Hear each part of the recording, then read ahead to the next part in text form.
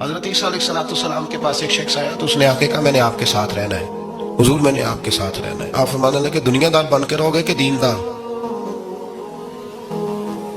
کہنے لگا جی میں دیندار بن کے رہوں گا۔ فرمانے لگے دنیا کی طلب نہ کرنا ورنہ میری صحبت میں نہیں رہ سکو۔ حضرت عیسیٰ علیہ السلام نے شادی نہیں کی، مکان ہی نہیں بنایا، ایک تکیہ، ایک پیالہ، ایک کمبل، جہاں رات ہوتی وہیں سو جاتے۔ ایک دن ایک شخص کو دیکھا کہ وہ نا ڈھلان بنی ہوئی تھی، پتھر کی پہاڑ تھوڑی سی ڈھلان بنی ہوئی تھی تو نیچے لیٹا ہوا ہے۔ آپ نے کمبل بھی صدقہ کر دیا، کہنے لگے آج کے بعد جہاں ڈھلان بنے گی وہاں سو جائیں گے، کمبل کی ضرورت ہی کوئی نہیں۔ کچھ دنوں کے بعد ایک شخص کو دیکھا کہ وہ اپنے ہاتھ کا تکیہ بنا کے سویا ہوا ہے، تکیہ بھی خیرات کر دیا، کہنے لگے اس کے بغیر بھی گزارا ہو سکتا ہے۔ کچھ دنوں کے بعد دیکھا کہ ایک آدمی چلو میں پانی پی رہا ہے، پیالہ بھی اللہ کے راستے میں دے دیا، کہنے لگے چل جائے گا کام اس کے بغیر۔ پر میں دنیا دار بن کے نہ آنا، کہنے لگا نہیں صاحب میں دیندار بن کے آؤں۔ جناب عیسیٰ علیہ السلام نے رکھ لیا۔ آپ پہلے دن ہی کہنے لگے چل آجا روٹی کھا لیں، 3 روٹیاں منگائیں،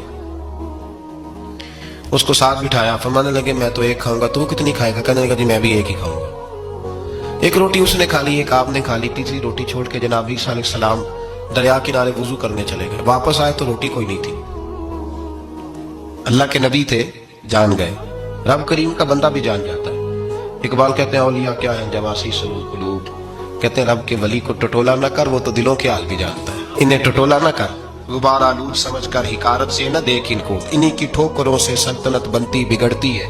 اور اقبال کہتے ہیں نہ تیغ و تیر میں نہ لشکر و سپاہ میں، نہ تیغ و تیر میں نہ لشکر و سپاہ میں، کہتے ہیں نہ تلوار میں نہ تیر میں نہ لشکر میں نہ فوجوں میں، نہ تیغ و تیر میں نہ لشکر و سپاہ میں ہے، جو بات مرد کلندر کی بارگاہ میں ہے، جو بات مرد کلندر کی بارگاہ میں۔ تیسری روٹی کدھر ہے؟ کہنے لگا حضور مجھے نہیں پتا۔ فرمانے لگے تجھے پتا ہے پر تو بتا نہیں رہا۔ کہنے لگا مجھے تیسری روٹی کا پتا۔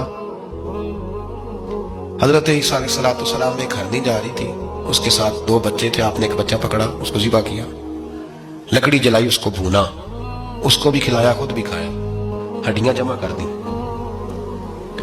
جب وہ ہڈیاں اس پہلو کو ذرا سمجھیے گا، جب کھا بیٹھے ہڈیاں جمع، وہ ہرنی بھی کھڑی ہے، وہ دوسرا بچہ بھی کھڑا ہے، ایک بچہ ذبح کر کے کھا لیا، دوسرا کھڑا ہے۔ جب پیٹ بھر لیے وہ بھی ڈکار لینے لگا سامنے، تو حضرت عیسیٰ علیہ السلام ہڈیوں سے کہنے لگے چلو اٹھ جاؤ اللہ کے حکم سے۔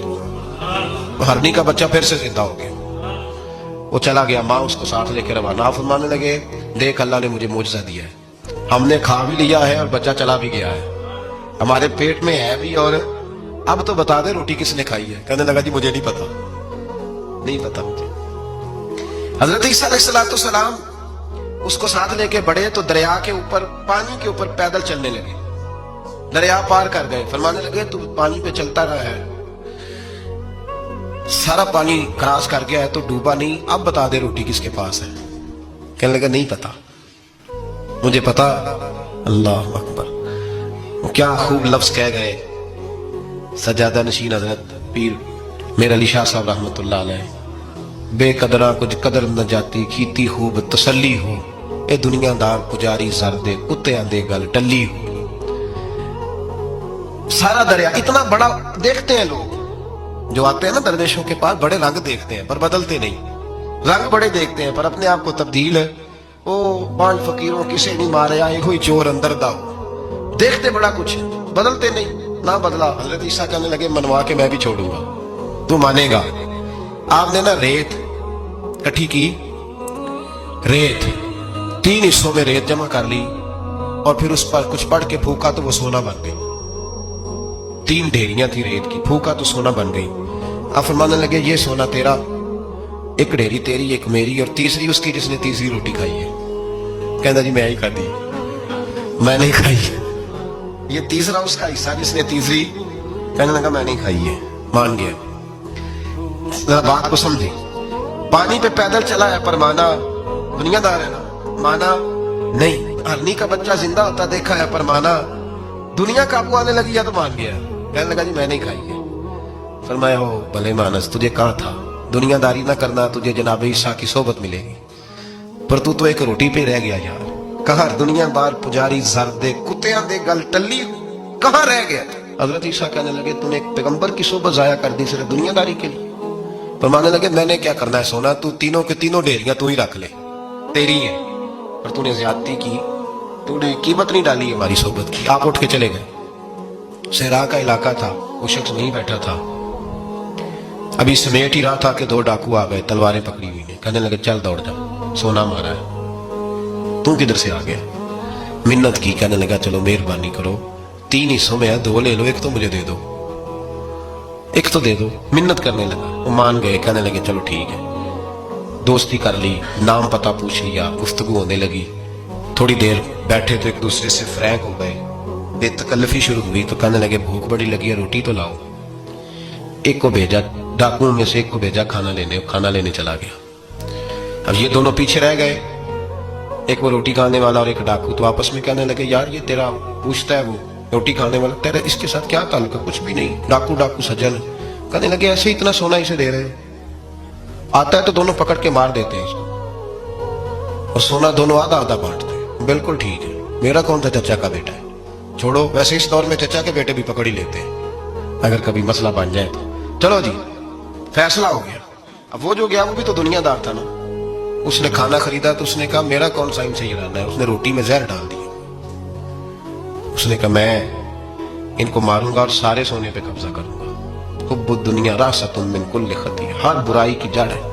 وہ کھانا لے کے آیا, ابھی اس نے رکھا ہی تھا, دونوں نے حملہ کر دیا, پکڑا اور مار ڈالا. وہ مر گیا. اب یہ مزے سے بیٹھ کے روٹی کھانے لگے, سیر ہو کے پیٹ بھر کے روٹی کھائی. چند لمحے گزرے تو دھڑام سے روح پرواز کر گئی. حضرت عیسیٰ 1 گھنٹے کے بعد گزرے, 3 لاشیں پڑی اور سونا ویسے کا ویسا پڑا. ایس موٹی کئی خامن کیتے, جو کیتا سو کھانا, سونا ویسے کا ویسے پڑا ہے. جناب عیسیٰ علیہ السلام کھڑے ہو کے اپنے حواریوں سے کہنے لگے اس کو کہا تھا تو صحبت حاصل کر, دنیا داری سے بچ.